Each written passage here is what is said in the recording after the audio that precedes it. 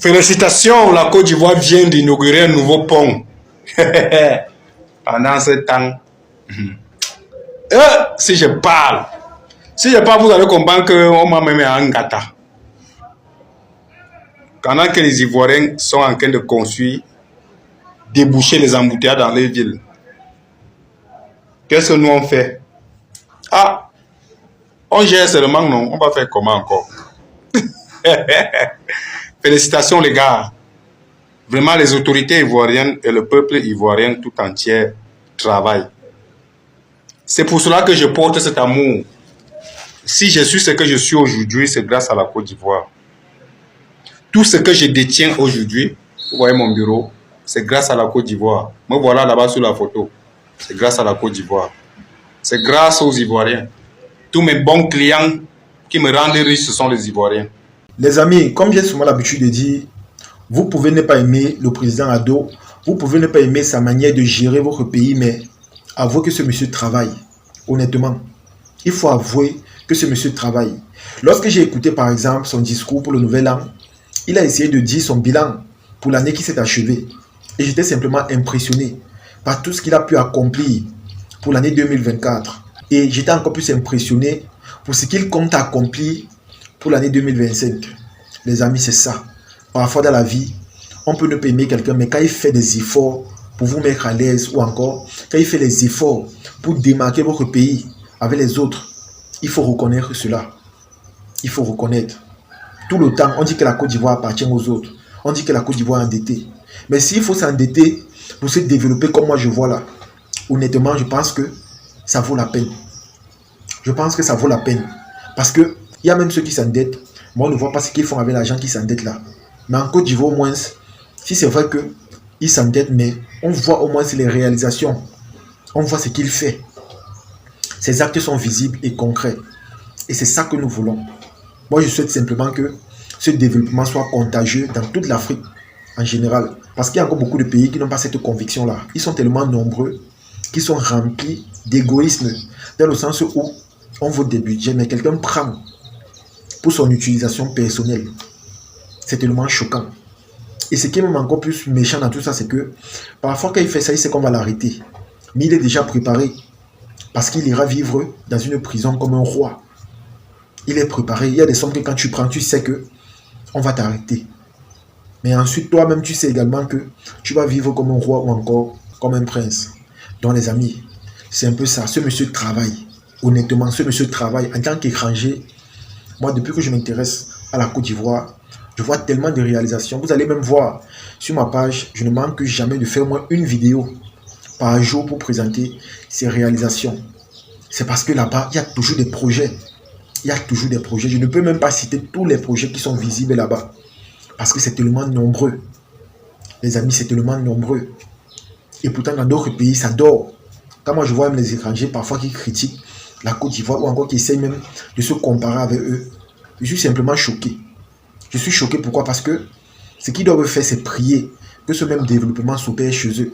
Mais malheureusement, ils sont beaucoup plus animés par l'esprit de critique ou encore l'esprit du buzz. Et c'est tellement choquant. Nous, à travers nos vidéos, on sollicite juste que les étrangers essaient de prendre exemple sur ceux-là même qui se développent. Pas seulement sur la Côte d'Ivoire. Il y a le Ghana, il y a le Maroc, il y a l'Algérie, il y a l'Afrique du Sud, il y a le Nigeria. Voilà des pays qui ont déjà leur monnaie. Voilà les pays qui ont les routes. Voilà les pays qui sont similaires aux pays occidentaux. Parce qu'ils ont essayé de se démarquer. Ils ont essayé de faire des efforts pour être indépendants. Parce que moi, j'appelle indépendants les pays qui ont leur monnaie ou encore les pays qui ont des infrastructures et qui se développent. C'est ça que moi, j'appelle indépendance. Tous les pays qui utilisent encore la monnaie étrangère, qui n'ont pas les routes, les infrastructures là, pour moi, ça c'est mon avis, ne sont pas encore indépendants. Honnêtement. Parce que à travers ça, beaucoup de populations souffrent. Quand moi je vois même les étrangers, c'est-à-dire certains Africains disent parfois que en Guinée, on utilise le franc guinéen et que ça n'a pas de valeur. Je suis simplement choqué. Au moins chez eux, ils ont leur monnaie. Ils peuvent se vanter de cela. Mais combien de pays en Afrique ont leur propre monnaie? Voilà autant de questions. Vous allez voir que la plupart des pays étrangers d'Afrique qui sont développés ont leur propre monnaie. Et ils sont développés sur tous les niveaux. Que ce soit au niveau de la musique, du cinéma, au niveau administratif, salarial, des infrastructures, c'est développé. Et c'est un peu ça qui me plaît en Côte d'Ivoire parce que parfois même tu vois un pays qui se développe, tu observes seulement un seul aspect. Mais en Côte d'Ivoire, c'est pas ça. En Côte d'Ivoire, c'est pas ça. Vous allez voir que même au niveau artistique, les artistes ivoiriens font déjà des concerts gigantesques. Des concerts où à l'époque, on avait l'habitude de voir des grands artistes français venir, des artistes américains venir. Mais eux, en tant qu'artistes locaux, ils font déjà la même chose. Ils font le plein. Ils remplissent des grandes salles. Ils réunissent près de 40 000 jeunes. Et la population ivoirienne aussi impacte déjà dans le développement de leur pays parce qu'ils soutiennent les artistes, ils soutiennent les influenceurs, ils soutiennent leurs idoles. Dorénavant, les artistes ivoiriens sont tellement fiers parce qu'ils peuvent vivre dorénavant de leur art ou encore de leur talent. Ils peuvent vraiment être fiers de dire que je suis artiste. Vous allez voir que dans certains pays, même ici au Cameroun, il y a des artistes qui ne s'en sortent pas. Certains se lèvent le matin, prennent la moto avec leurs fans. Et quand c'est comme ça, c'est le mépris, le manque de respect qui va surgir parce que tu auras du mal à respecter celui-là même que tu appelles artiste. Parce que tu vois, il ne s'en sort pas, il chante bien, c'est vrai, mais il ne s'en sort pas. Moi, honnêtement, j'ai beaucoup aimé le discours du chef d'État ivoirien. Surtout quand il a dit que chaque Ivoirien doit être un acteur majeur pour le développement de la Côte d'Ivoire. Et il a parfaitement raison. Et c'est ça qui s'observe actuellement. Vous allez voir que la population soutient les artistes, les influenceurs, les fans soutiennent même les acteurs de cinéma. C'est ça, les amis. Tout le monde essaie de mettre un peu du sien pour solidifier l'édifice. Tout le monde essaie de faire quelque chose pour que le pays essaie d'avancer. Et comme j'ai dit, c'est sur tous les aspects. Tous les aspects. On ne parle pas seulement des infrastructures, mais sur plusieurs aspects. Ça se développe, ça change, ça s'améliore. Et c'est comme ça que la plupart des étrangers qui partent en Côte d'Ivoire ne cessent de faire des beaux témoignages sur ce charmant pays. Tout le monde a un jugement tellement différent de ce qu'ils avaient au préalable sur les réseaux. Parce que quand tu arrives sur les terres ivoiriennes, tu te rends compte que c'est différent. Tu te rends compte que tout ce qu'on dit là, ça reste sur les réseaux. Parce qu'il y a les réalités, il y a les projets, il y a les mentalités. Peut-être que vous ne le savez pas, mais la Côte d'Ivoire est le 98e pays le plus en joie au monde. Ça signifie que c'est un pays où il y a la joie, la gaieté, la paix. Ils sont tellement heureux. Ils ne sont pas là dans palabres et tout. Et c'est tout à fait normal, parce que même ceux qui partent là-bas font des témoignages similaires en parlant de la Côte d'Ivoire. Ils font des témoignages identiques. Tous qui partent là-bas, sans exception, ça c'est un constat personnel que j'ai fait. Les témoignages sont toujours différents, les témoignages sont toujours particuliers.